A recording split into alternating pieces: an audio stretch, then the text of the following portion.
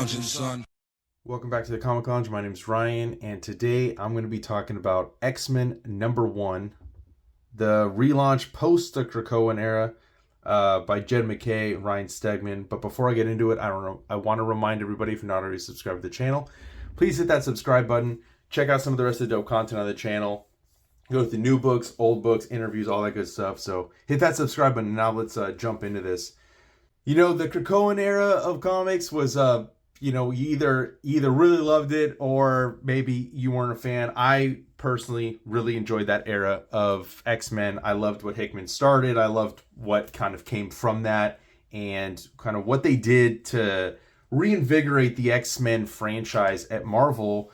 And I think that, it ran its course.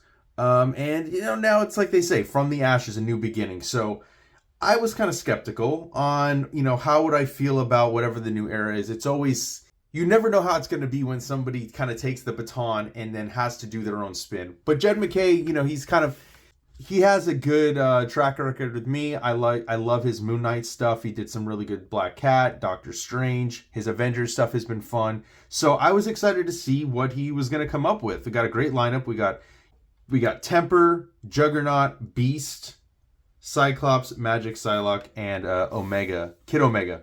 I love that we got the original X-Men logo coming back into the mix.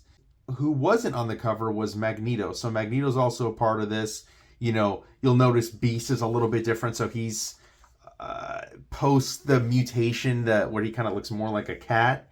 And we open up in Alaska, and it's X months later, 10 months later, post, the end of Krakoa and all that stuff. And, we get Chief Paula Robbins from the police department in Alaska of this little town called Merle. She's coming to kind of check out what's going on with the mutants and what their whole deal is. And she sees Beast, and she's obviously kind of taken aback. And, he's like, look, I know it can be startling. I'm used to it by now. And she's like, well, Mr. Summers invited me to come see what you all have been doing down here. Once the town calmed down after a little while, right? And Scott's on a mission, she's, kind of like, oh, that must be dangerous. But I love this line here that, Beast says, Scott Summers is the most gifted combat leader I've ever known, and I was an Avenger. So that's kind of telling, considering that he fought with Captain America, right? Who I would say is one of the best tacticians and combat leaders in all of Marvel Comics. So we come up there in this, in San Marco. I love this team lineup. The dynamic is very different than we've seen before. I mean, Kid Omega is a great character, and he tells him to calm down. He's like, you've died more times than any other mutant. You should be used to this. And, Cyclops calls for the assault team. Who's the assault team? None other than MAGIK and Juggernaut. And I love that they're playing a game of rock, paper, scissors and fighting because they each keep picking rock. They go out and even Magic's like, this isn't really a team. It's just the two of us, and two is all we need. So I love this design of Juggernaut's costume. I love the redesign of, Cyclops. Their ship's name is the Marauder, which is pretty dope. As we see, these guys kind of look like the Orchis soldiers, yet they have the X symbol, marked on top of their helmets or whatever you will. And so we get the team. They jump down. Great action shot. I mean, Stegman is a master at doing this stuff. I absolutely love that they picked him to be the artist with Jed Mackay. I got a lot of high hopes for this run. A lot of high hopes for the lineup overall. I didn't know what to expect in terms of the talent they would get, but this first issue definitely kind of gave me a good feeling, and I'm definitely excited to see where this goes. I love that we get their gardening and stuff, but we see, Herman over here fucking like gardening and like, hey, it's just like creepy as hell, skeleton in this like ectoplasm fucking skin, and he's like, we're all born different, born mutants, but regardless of our powers or our forms, we are people who wish to live, to thrive, to grow in the world, not unlike our garden here in the face of the Alaskan cold. So, really kind of hammering home like what mutants have always gone through. Like they have their ups and downs. They've been hated, they've been loved, they've been feared. All of that, and they kind of like Jed Mackay kind of touches on all of that here. She mentions like, oh, it must have, she's mentioning, the people of the town, it's not that we're not grateful for what you and your people did, we are, but it's been hard times since the manufacturing jobs went away. It's like, it's a bit of a disingenuous wordplay, isn't it? Because like you guys are manufacturing Sentinels, so they're in this town where Sentinels were being manufactured, and now we see what these Orchis soldiers or these new guys are all about, and we see that Wolverine's all strewn up, which kind of reminiscent of that Uncanny X-Men. I believe it's issue 251 by Mark Silvestri, and so I thought that was kind of a cool play on it. And the sound, he's like, oh, I know that sound. The X-Men are coming for me, and I wouldn't want to be in their way. The constant bickering with one another's really funny. Like, did you seriously sleep through another briefing, Q? So a lot of humor, a lot of action in this, exactly what you want in a X-Men comic. And then we see Orchis Remnant, fourth school, and Juggernaut basically giving us the lowdown. It's after the AI betrayed the human parts of Orchis, fourth school spread like crazy through what was left, a mishmash of Orchis science, propaganda, and half-baked John Sublime U-Men memes. So basically, whereas before, and then we get Temper talking about it here, the fourth school believes that the third species predicted by John Sublime is actually AI, so they need to become the fourth species, a mix of human, AI, and mutant. So not just doing AI and humans, but now they're like, they no longer hate the mutants, they want to become them.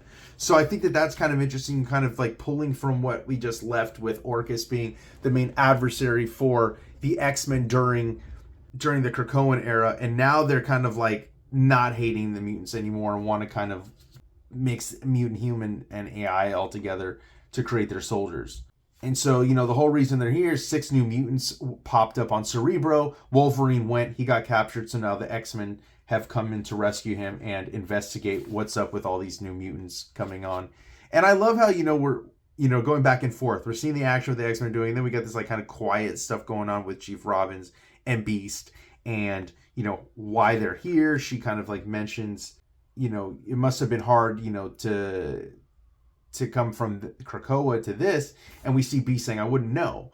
And he's like, I'm not, it's too complicated, but I'll just leave it at for my sins. So, Beast becomes kind of like an asshole. So when he gets resurrected, they bring back a younger Beast, which is why he has this form. And he's, back simpler times, back when he was teaming up with Wonder Man and the Avengers and stuff like that. So, we're getting that era of Beast, which will be interesting to see how that will play out as we, go forward with the X-Men comics, and seeing how, like, maybe some of those things get brought back to his attention, things that he doesn't know that he did. I love this page right here too, like Wolverine all trussed up, he like doesn't care. Psylocke using her psychic powers here. I love the way that it's displayed like that, like a butterfly. We got Temper, Kid Omega coming up. Again, they're going off, like arguing with each other. And Juggernaut's like, heads up, lovebirds, trouble in paradise. And so again, a lot of humor in here. I fucking, dude, Magic's like one of my favorites too. I love that big ass sword she got. And Cyclops, saying, that's why I asked you to be on this team. I know I failed you in the past. And we got Logan being saved by Psylocke. We see that, there's bombers about to fucking attack them here, and they got to find these new mutants, and here they are dressed up in this, like, and except what's odd in this sense is that usually mutants develop during their, when they hit puberty, but these guys are coming up in their adults. Again, flip-flopping back and forth, we come back to Beast. He's introducing Chief Robbins to Zorn. The best part here is when we see the introduction of Magneto in this floating chair. I love that he's wearing the helmet. He's got a suit with his colors. Going by Max again, not going by Eric. I love this. Yeah, he calls out Chief Robbins like, hey, she's going for a gun. Why is it that you think that? And Beast's like, well, you're scaring her. Which was your intent. You were trying to do it. And he says, he's like, am I frightening you too, Henry? He's like, well, yeah, as somebody who spent the better part of his teenage years worrying that you're going to kill him, like, he's like, yeah, but look at how brilliant you've become. All of you have become. He's like, basically, he tempered them like steel by, being the villain to them to make them stronger. And, Chief Robin says, what do they need you to be now? He's like, now I'm the dragon. Henry has a soft touch.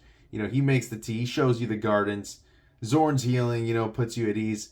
But I'm here to, like, give you, basically to instill fear. I want to be feared. These are my children of the atom, and they will be allowed to thrive. And what a great panel.